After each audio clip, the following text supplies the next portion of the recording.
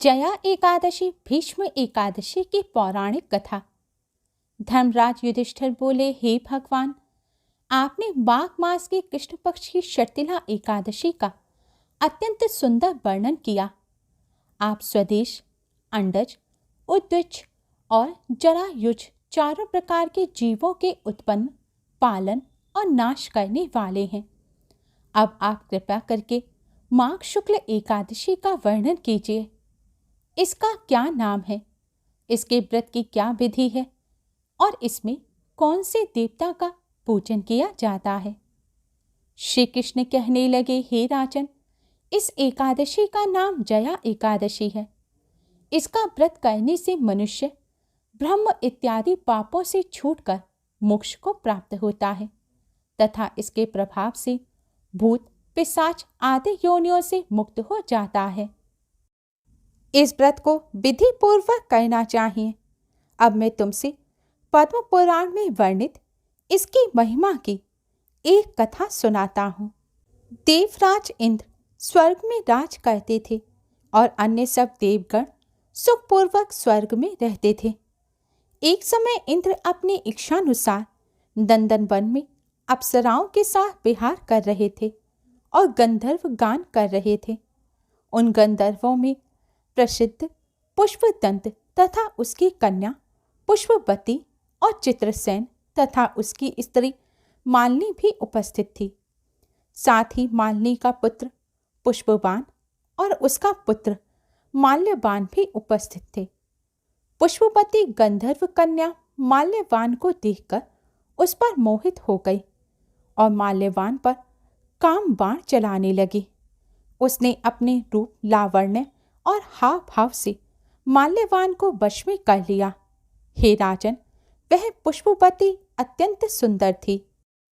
अब वे इंद्र को प्रसन्न करने के लिए गान करने लगे, परंतु परस्पर मोहित हो जाने के कारण उनका चित्त भ्रमित हो गया।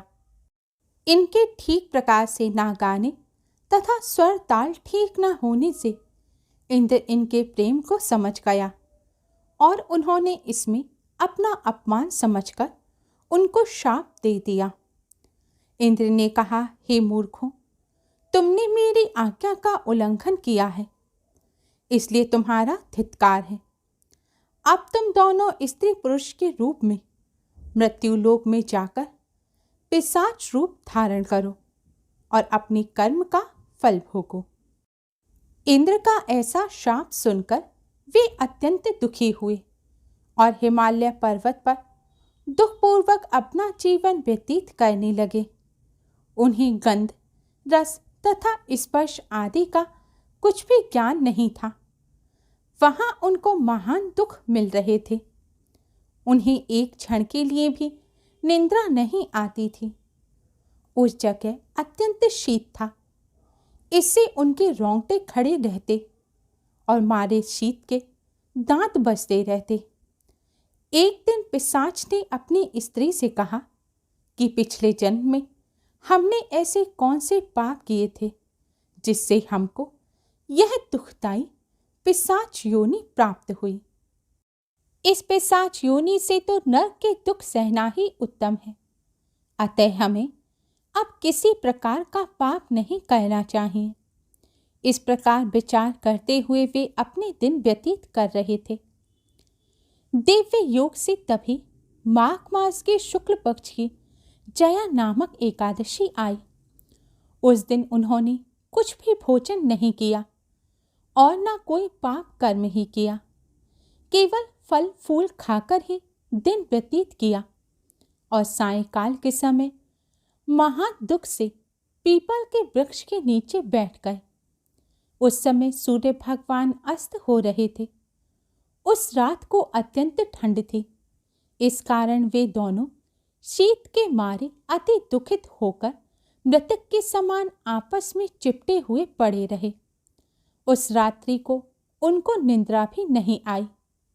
हे राजन, जया एकादशी के उपवास और रात्रि के जागरण से दूसरे दिन प्रभात होते ही उनकी पिशाच योनि छूट गई।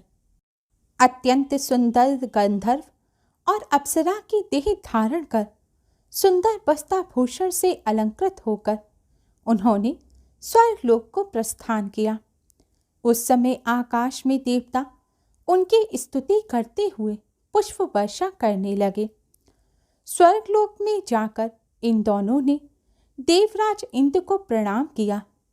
इंद्र इनको पहले रूप में देखकर अत्यंत आकर्षचकित हुआ और पूछने लगा कि तुमने अपनी पिशाच योनि से किस तरह छुटकारा पाया, सो सब बतलाओ। माल्यवान बोले कि हे देवेंद्र, भगवान विष्णु की कृपा और जया एकादशी की व्रत के प्रभाव से ही हमारी पिशाच देह छूटी है। तब इंद्र बोले कि हे माल्यवान, भगवान की कृपा और एकादशी का व्रत करने से न केवल तुम्हारी पिशाच योनि छूट गए, वरन हम लोगों के लिए भी तुम वंदनीय हो गए, क्योंकि विष्णु और शिव के भक्त हम लोगों के लिए वंदनीय हैं। अतः आप धन्य हैं। अब आप पुष्पवती के साथ जाकर विहार करो। श्री कृष्ण कहने लगे, हे राजन युधिष्ठिर, इस जया एकादशी के व्रत से बुरी योनि छूट जाती है।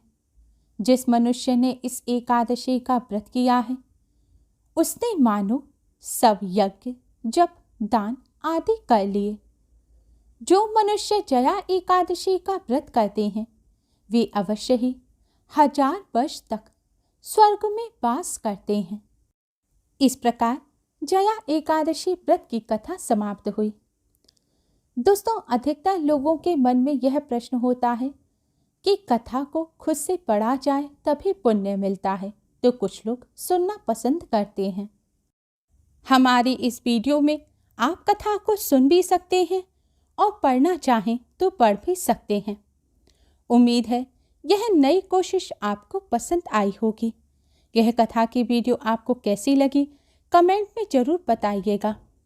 वीडियो पसंद आई हो तो लाइक कर अपने फ्रेंड्स के साथ शेयर ज़रूर करें, और अगर आपने अभी तक चैनल को सब्सक्राइब नहीं किया है तो चैनल को सब्सक्राइब कर बेल आइकन को भी ज़रूर दबाएं। Thanks for watching. Radhe Radhe.